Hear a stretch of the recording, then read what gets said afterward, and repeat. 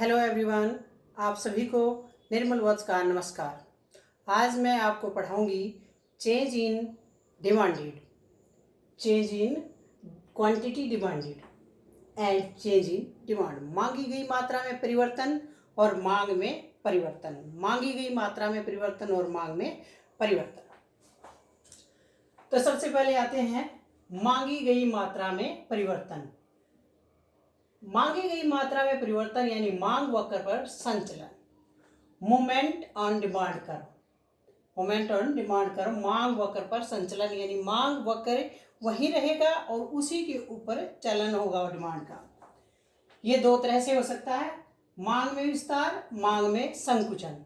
मांग में विस्तार, मांग में संकुचन यानी extension of demand, contraction of demand. मांग में विस्तार कैसे?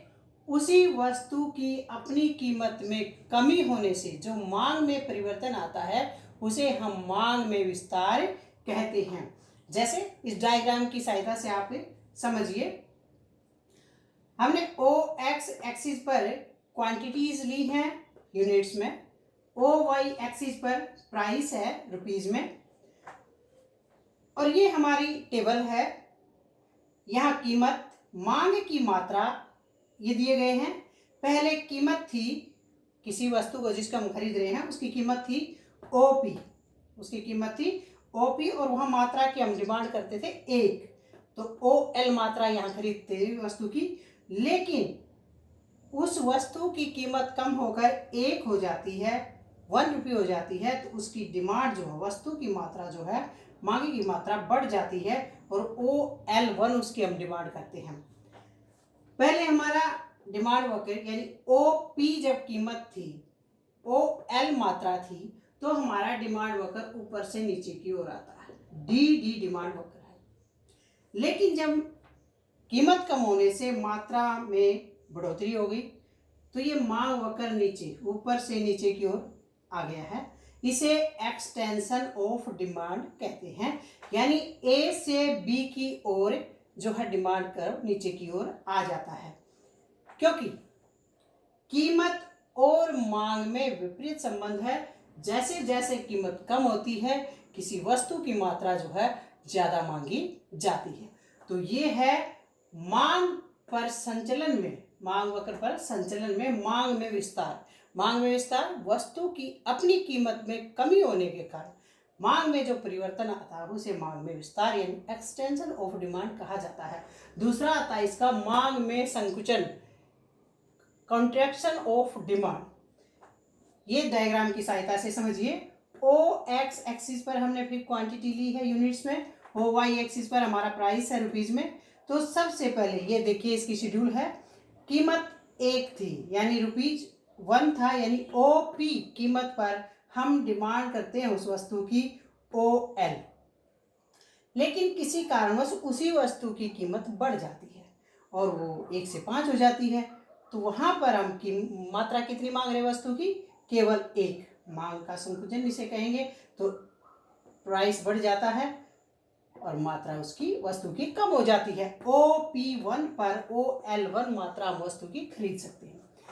अब डिमांड वक्र पहले क्या था, इसको भूलिए, ये नीचे वाला डिमांड वक्र था DD।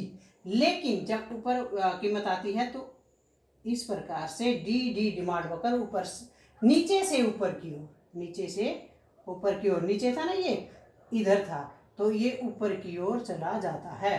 तो B से A की तरफ डिमांड वक्र जाता है, इसे कॉन्ट्रैक्शन ऑफ डिमांड कहते हैं, यानी मांग का संकुचन। कीमत बढ़ने से मांग में जो परिवर्तन आया उसे मांग का संकुचन कहा जाता है, यानी मांग में कमी उसे कह सकते हो, यानी डिक्रीज होगी, हमारी डिमांड जो है डिक्रीज होगी। यहाँ पर दूसरी वस्तुओं का इफेक्ट यहाँ नहीं दिखाया गया, दूसरे तत्वों का इफेक्ट नहीं दिखाया गया, सीधा वस्तु और कीमत मात्रा का संबंध इसमें दिखाया है कि वस्तु की मात्रा और कीमत का आपस में क्या संबंध है। तो मांग वक्र पर संचलन में मांग में विस्तार और मांग में संकुचन। तो ये मांग में विस्तार है और ये मांग में संकुचन। उसके बाद दूसरा आता है मांग वक्र का खिसका, शिफ्टिंग ऑफ डिमांड का। शिफ्टिंग, एक जगह से दूसरी जगह चला जाना। तो ये भी दो प्रकार से है, मांग में वृद्धि हो सकती है शिफ्टिंग में और मांग में कमी हो सकती है। मांग वक्र में वृद्धि का मतलब है मांग वक्र का दाईं ओर खिसक जाना, और मांग वक्र में कमी का अर्थ है मांग वक्र का बाईं ओर खिसक जाना। अब मांग वक्र का खिसकाव, मांग में वृद्धि, आप इस डायग्राम की सहायता से इसे समझिए। ओ एक्स एक्सिस पर हमने क्वांटिटी या वस्तु की मात्रा ली है और ओ वाई एक्सिस पर प्राइस लिया है। इसमें विशेष बात यह है कि यहाँ पर वस्तु की अपनी कीमत स्थिर रहती है और अन्य तत्वों में परिवर्तन होने के कारण मांग में कमी या वृद्धि होती है।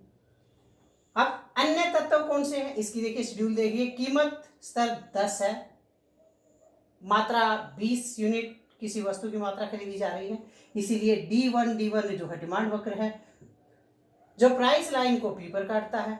उसके बाद अगर मात्रा कीमत, वस्तु की कीमत उतनी रहती है, 10 की 10 रहती है, लेकिन वस्तु की मात्रा ज्यादा मांगी जाने लगी, 30 हो गई, यानी उसमें वृद्धि होगी, डिमांड वक्र खिसक करके D2 दाईं ओर खिसक गया। और जो ये बीच की वृद्धि हुई है A से B, ये मांग में वृद्धि है। अब ये वृद्धि क्यों हुई? क्योंकि वस्तु की कीमत तो स्थिर है, तो अन्य तत्वों के कारण, अन्य तत्व कौन से हैं? तो मांग में वृद्धि के अन्य कारण क्या हैं? वे कई कारण हैं। जैसे सबसे पहले क्या होगा कि व्यक्ति उपभोक्ता जो है उसकी आय में वृद्धि होने के कारण मांग में वृद्धि हो सकती है। उपभोक्ता की आय ज्यादा होगी तो उपभोक्ता क्या करेगा? वस्तु की मांग ज्यादा करेगा। दूसरा है प्रतिस्थापन वस्तु की कीमत में वृद्धि। अगर प्रतिस्थापन वस्तु जो सब्स्टिट्यूट गुड हैं उनकी कीमत में बढ़ोतरी होती है तो वस्तु की मात्रा में वृद्धि होगी। जैसे चाय और कॉफी है, अगर कॉफी की कीमत बढ़ जाती है तो लोग चाय को ज्यादा पसंद करेंगे, इसलिए क्या होगा कि जो टी है, टी की मात्रा जो है मांगी गई मात्रा वो बढ़ जाएगी, तो इससे क्या होगा? मांग में वृद्धि होगी। पूरक वस्तुएं आ जाती हैं, पूरक वस्तु की कीमत में अगर कमी हो जाती है, पूरक वस्तु की कीमत में कमी हो जाती है तो मांग में क्या होगी? वृद्धि होगी। कैसे? जैसे कार और पेट्रोल है, ये दोनों कैसी वस्तुएं हैं? पूरक वस्तुएं हैं। अगर कार की कीमत में कमी हो जाती है तो पेट्रोल में अपने आप कमी होगी, और पेट्रोल की कीमत में कमी होगी तो उसकी मांग में वृद्धि होगी। उसके बाद आती है कि रुचि और फैशन। उपभोक्ता की मांग उसकी रुचि और फैशन पर भी है। अगर उपभोक्ता का वस्तुओं में जो नए नए फैशन आ रहे हैं उसमें उनका बढ़ोतरी होती है, रुचि में बढ़ोतरी होती है, तो क्या करता है? वस्तुओं की मांग ज्यादा करता है, इससे मांग में क्या होती है? वृद्धि होती है। फिर नेक्स्ट आता है कि क्रेताओं की संख्या। उस वस्तु को खरीदने वाले अगर क्रेताओं का ग्रुप बढ़ जाता है, संख्या बढ़ जाती है, तो उस वस्तु की मात्रा जो है अपने आप बढ़ जाती है और उसकी मांग में वृद्धि होती है। फिर आती है कि भविष्य में उपभोक्ता को लगता है कि उसकी आय में वृद्धि होगी। अगर उपभोक्ता को लगता है कि भविष्य में उसकी आय में वृद्धि होने वाली है तो वो ज़्यादा वस्तुओं की डिमांड करेगा, तो उस वस्तु की जो मात्रा की मांग ज़्यादा करेगा, इससे मांग में वृद्धि हो जाएगी। भविष्य में कीमतें बढ़ने की आशंका। अगर कीमतें बढ़ने की आशंका है तो क्या करेगा उपभोक्ता? वो यही सोचेगा कि भविष्य में कीमत बढ़ जाएगी, इसलिए अब कीमत कम है, उस वस्तु की ज़्यादा मात्रा खरीद लेता है।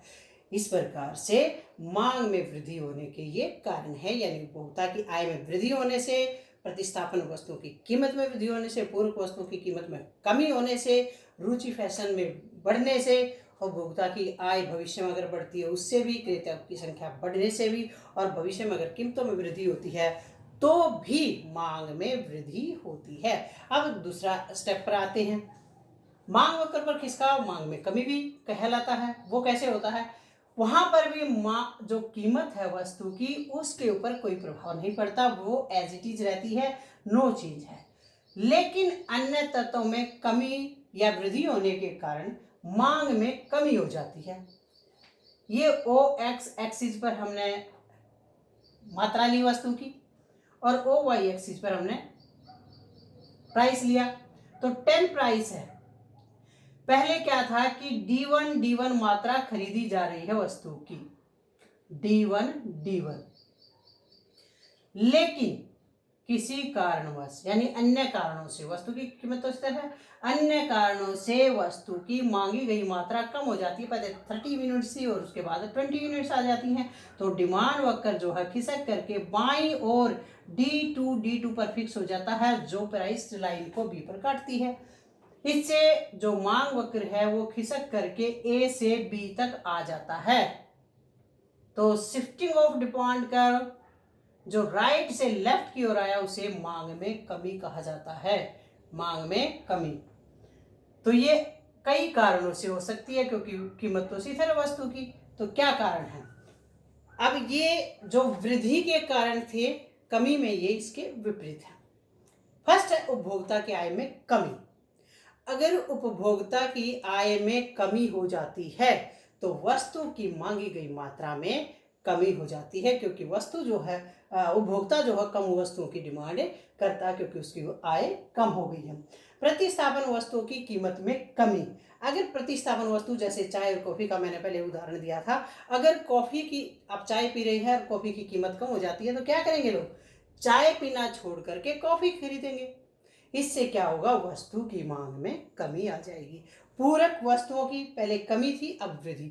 अगर पूरक वस्तु की कीमत में वृद्धि हो जाती है, बढ़ जाती है, तो क्या होगा? पूरक वस्तु की मांग अपने आप कम हो जाएगी। ज़्यादा कीमत होगी तो लोग उससे क्या करेंगे? कम खरीदेंगे। इससे मांग में कमी हो जाती है। फिर है रुचि और फैशन। अगर वो कम रुचियां जो हैं वो कम हो जाती हैं किसी वस्तु की खरीद में, उसमें इंटरेस्ट कम रहता है, तो क्या करता है? उस वस्तु की मात्रा कम खरीदता है। उसके बाद आती क्रेताओं की संख्या। अगर बाजार में क्रेताओं की संख्या कम हो जाती है, उससे भी वस्तु की मांग पर प्रभाव पड़ता है और वह कम हो जाती है, और उसका जो डिमांड कर्व है वक्र जो है वो खिसक कर दाएं से बाएं ओर आ जाता है। भविष्य में उपभोक्ता की आय में कमी होने की संभावना। अगर उपभोक्ता को ये पता लग जाता है कि भविष्य में तेरी आय कम हो सकती है, तो वो क्या करेगा? अभी जो वस्तुएं उसे खरीदनी है उसकी मात्रा में कमी कर लेता है।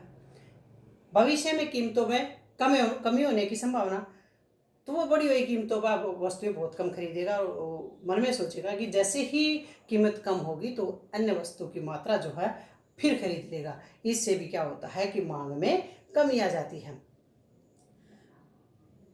तो उपभोक्ता की आय में कमी, भविष्य में कीमतों में कमी, भविष्य में रुचि फैशन में कमी होना, क्रेताओं की संख्या में कमी होना, पूरक वस्तु की कीमत में वृद्धि होना और प्रतिस्थापन वस्तु की कीमत में कमी होना, उपभोक्ता की आय में कमी होना। इन कारणों के कारण डिमांड में यानी मांग में कमी हो जाती है और ये डिमांड D1 डिमांड कर्व खिसक करके बाईं ओर आ जाता है।